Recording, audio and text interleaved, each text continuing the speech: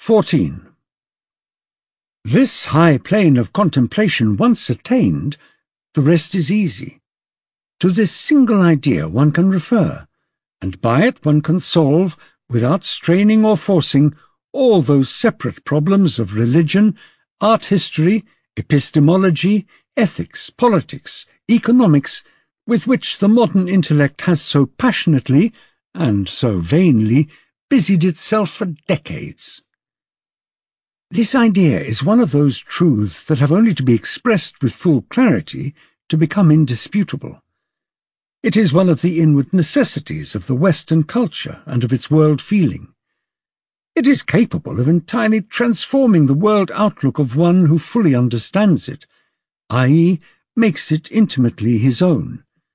It immensely deepens the world picture natural and necessary to us in that, already trained to regard world historical evolution as an organic unit seen backwards from our standpoint in the present, we are enabled by its aid to follow the broad lines into the future, a privilege of dream calculation till now permitted only to the physicist.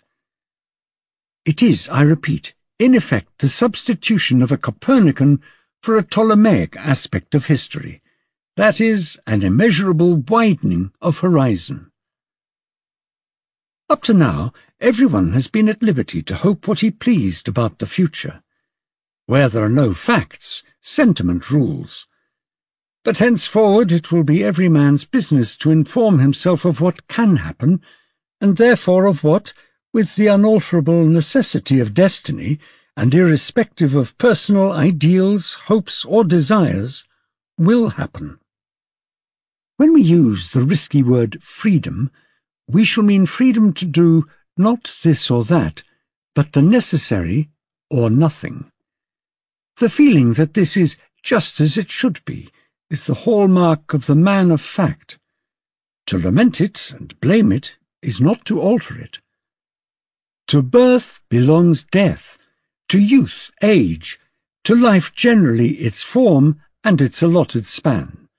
The present is a civilized, emphatically not a cultured time, and ipso facto a great number of life capacities fall out as impossible.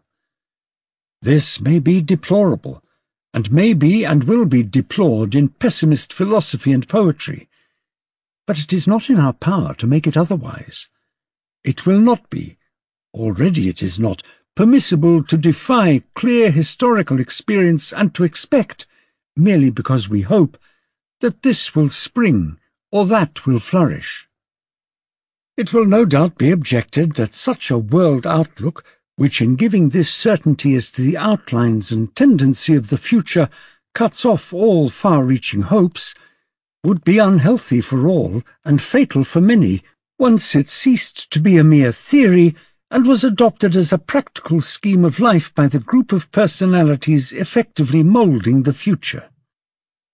Such is not my opinion. We are civilized, not Gothic or Rococo people.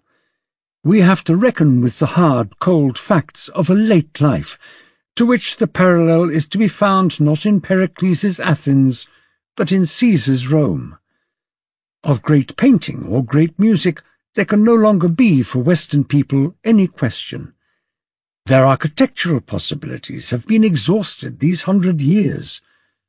Only extensive possibilities are left to them.